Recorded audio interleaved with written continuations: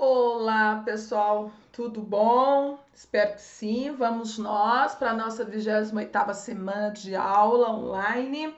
E para essa semana, nosso tema da aula é contratualismo, né? Dando sequência aí à nossa temática a respeito da política. Então, nós vamos dar agora um grande passo. Nós vamos sair, né, daquelas concepções de Estado no sentido teológico, quando nós temos aí a ideia de Deus como central. Também, ao mesmo tempo, nós tivemos, né, uma concepção de Estado muito pautado na ideia, né, de condição natural, né, bem próximo do que dissera Aristóteles, naturalmente o homem é um ser social. E agora, né, falamos também sobre a democracia, nós vamos conhecer algumas ideias de importantes pensadores de um período no qual nós denominamos de modernidade, tá? Que é por volta aí do século XVIII, 17, 18, que vão pensar na formação do Estado moderno. Esses pensadores tinham, todos eles em mente, a pergunta sobre qual é a origem do Estado. Já pararam para pensar sobre isso? Como é que surgiu o Estado? Quem decidiu organizar as instituições da maneira que são organizadas? Quem deu o primeiro passo? Como isso se deu? Então, esses pensadores tinham isso em mente, buscar conhecer a origem do Estado. Nós vamos ter três importantes pensadores, embora não sejam eles os únicos a se desdobrar sobre esse tema, mas são três importantes pensadores que vão servir para nós, tá?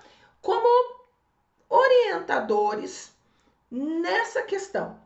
Então, o primeiro pensador que nós conheceremos na próxima aula será Hobbes, né? Depois de Hobbes, Locke. Depois de Locke, nós vamos conhecer Rousseau. Esses três pensadores vão tentar responder essa questão. Como surgiu o Estado?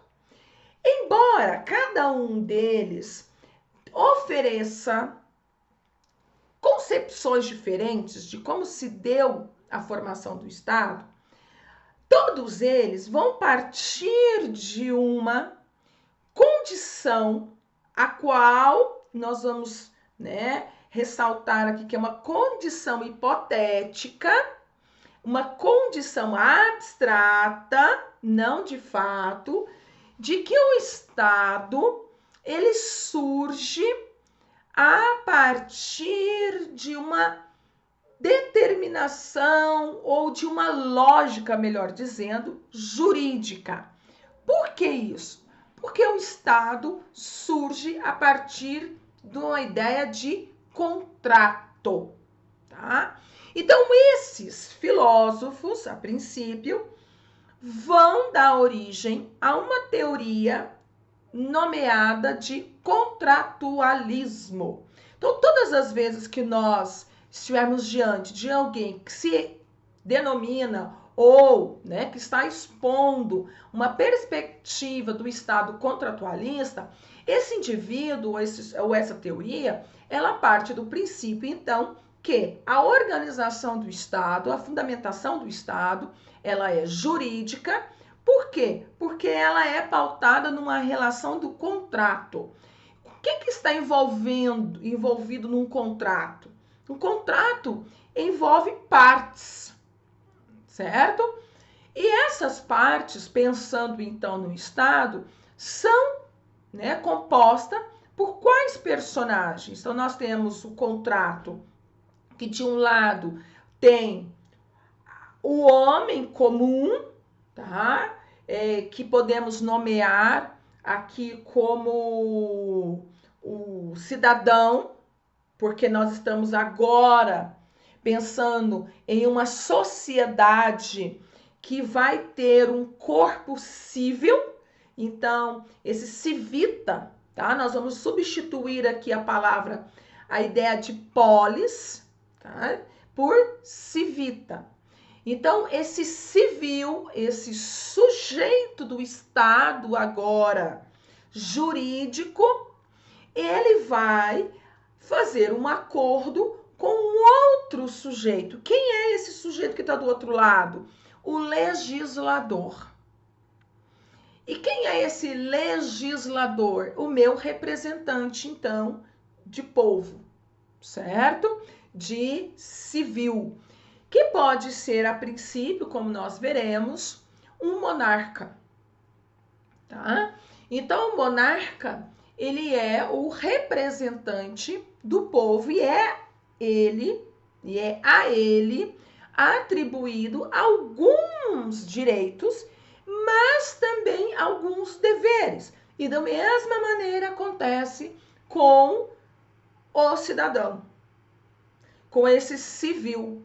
Então, o contrato que se estabelece nesse momento é pautado, então, em cláusulas. Tenham curiosidade aí, procurem em qualquer contrato que vocês tiverem facilmente um acesso, um contrato de aluguel, um contrato de empréstimo, né? Um contrato de casamento, né?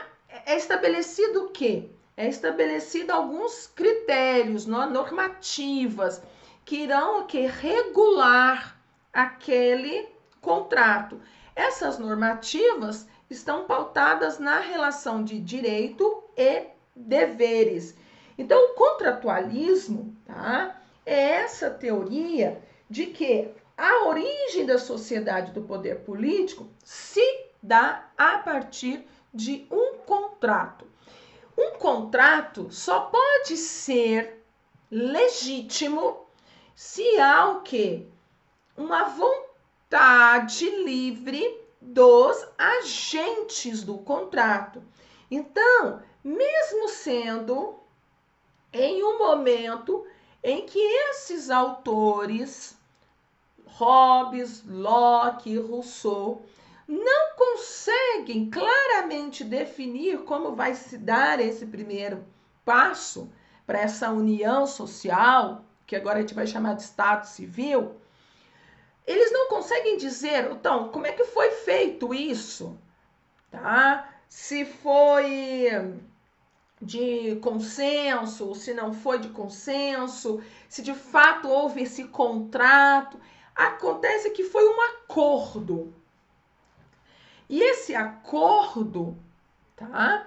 É que vai então regular a sociedade a partir disso. Partindo então do princípio que isso é feito por um consenso. Então nós já estamos aqui enxergando alguns critérios necessários, que é o quê? A ideia de vontade e a ideia de liberdade, para decidir entrar nessa sociedade. Perfeito? Então, há então ali um acordo tácito ou explícito, né? Entre esses que desejam e aceitam fazer parte da sociedade e se submeterem a tal poder. Porque é uma relação contratual, é uma relação de direitos e deveres. Existe, então, direitos e deveres por parte desses que são agora cidadãos e direitos e deveres por parte deste que é agora o quê? O representante legítimo do cidadão, seja ele o monarca, né, o rei, ou depois um presidente, um representante republicano, seja lá o que for. Mas o que está agora aqui em voga é essa relação, certo? Então, a sociedade política, tal como ela está instituída, é um desejo livre. Então, ela é voluntária, tá? E essa voluntariedade é por uma necessidade também. Porque o homem percebe, e aí nós vamos ver isso na sequência das aulas, que cada um desses autores, eles vão apresentar necessidades específicas para que esse grupo de indivíduos, então, decidam por assumir esse contrato. Porque todo contrato tem que ter o quê? Um benefício para ambas as partes, certo? Por isso também, por outro lado, nós vamos perceber que o Estado moderno, ele é uma instância jurídica, pautada numa ideia de justiça. A balança não pode pender mais para um lado do que para o outro, porque tem que ter benefícios mútuos, seja para um, seja para outro. Então, quando se instaura essa relação contratual, nós temos então uma distinção entre um estado anterior no qual viviam esses indivíduos que não estavam então acordados, né, nesse sentido agora institucional e jurídico, poderiam até viver em comum, mas não havia nenhuma forma de critérios normativos de como essa relação deveria ser, né, como essa relação deveria estar acontecendo. E esse segundo momento em que há então esse dispositivo jurídico agora, esse contrato em que me coloca enquanto, de um lado, cidadão ou, né, ao mesmo tempo, súdito, e do outro lado, o rei, o monarca, o presidente, né, um primeiro-ministro. Então, como se chama essa primeira sociedade que antecede a sociedade civil? Nós vamos dar o nome disso de condição natural, né? Estado de natureza, em que o homem vive sem esse organismo jurídico. Esse segundo momento, né, organismo jurídico, nós vamos chamar então de Estado civil. É importante enfatizar que o Estado é um ato jurídico, certo? A política existe sobre uma relação jurídica, né? Que é, no caso aí, de direitos e deveres. O contrato é que dá início a essa associação, então. Outra coisa interessante que é importante destacar e que a partir então dessa relação contratual dá-se origem também uma outra maneira de se pensar o direito, que é o direito positivo, né? E diferente de um direito natural. Mas o que eu quero dizer, né? O homem já vivia antes, né, dessa formação jurídica a partir de organização com base em crenças, em costumes, em hábitos, mas que não era regulamentado. Então, também, por outro momento, né, nós vamos pensar uma relação contratual não natural, que não é da natureza. Isso a gente vai explicitando nas próximas aulas. Para finalizar, é importante enfatizar que a partir de então, a partir da modernidade, nós só podemos compreender uma formação na qual nós designamos como Estado de modo legítimo quando existe o contrato, certo? Então, um Estado é legítimo quando há, então, o contrato que precede ou, né, de certa forma, requer que foi feito e realizado a partir do consenso e da vontade de todos os envolvidos, onde não há, né, nenhuma forma de coerção para que aquele modo, né, de organização política possa ser instaurada. Embora nós também vamos ver que o Estado, ele possui esse direito de força, de uso da força, de uso da violência, mas também institucional, institucionalizada, né? Como se dá isso? E não pode ser feito pela força a formação do próprio Estado, né? O direito, então, ele se torna uma condição de racionalização das relações sociais. Então, nós vamos passar do Estado natural e para o Estado civil. E quero também, já completando aqui, reforçar que essa teoria contratualista, esse modo pelos quais os teóricos contratualistas vão desenvolver toda a sua concepção de formação do Estado, essa passagem do Estado de natureza para o Estado civil, é uma hipótese, tá?